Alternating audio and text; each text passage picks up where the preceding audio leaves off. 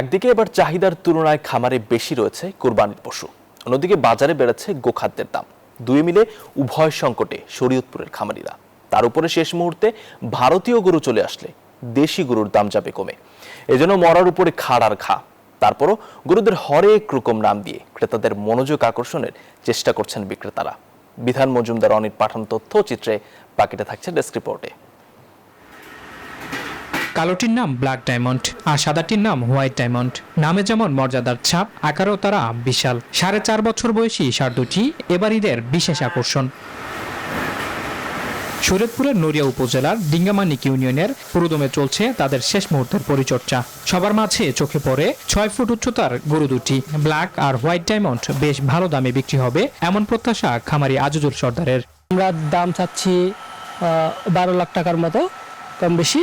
আর এটা আমরা এদেরকে দেশীয় খাদ্য আমরা খাওয়াই, যেরকম ঘাস, খড়, তারপরে ভুসি।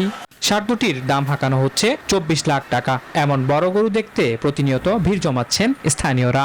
আমরা আসার পরে দেখলাম যে আসলে অনেক বিগ সাইজ গরু। আমরা এই শরীয়তপুর জেলার মধ্যে এত বড় গরু কখনো আমরা দেখি নাই। দুইটা গরু আছে, অনেক সুন্দর বড় মানের গরু। একটা নাম হোয়াইট ডায়মন্ড, একটা ব্ল্যাক ডায়মন্ড। বসুন্ধরা টিস্যু, অশুদ্ধতার বিরুদ্ধে এক বিন্দুও ছাড় নয়। এদিকে দিন দিন বাড়ছে গোখাদ্যের দাম, ফলে লাভ নিয়ে হতাশায় খামারিরা। হাটে ভারতীয় গরু চলে আসলে দেশি গরুর দরপতনের সংখ্যায় আছেন তারা। গোখাদ্যের দামটা একটু বেশি, এজন্য আমরা কাস্টমারকে একটা কম দামে যে একটা গরু দিব এটা পারতেছি না। আমাদের সবচেয়ে বড় দাবি সেটা হলো যে ইন্ডিয়া বা অন্য কোনো দেশ থেকে যেন অবৈধভাবে কোনো গরু না ঢোকে। কোরবানির পশুর সুচিকিৎসায় কাজ চলছে বলে জানিয়েছেন জেলার প্রাণী বিভাগ। আমাদের ভেটেরিনারি মেডিকেল টিম প্রস্তুত আছে। আমাদের যে স্থায়ী হাট আছে, অস্থায়ী হাট আছে, সবগুলো হাটেই এই মেডিকেল টিম কাজ করবে।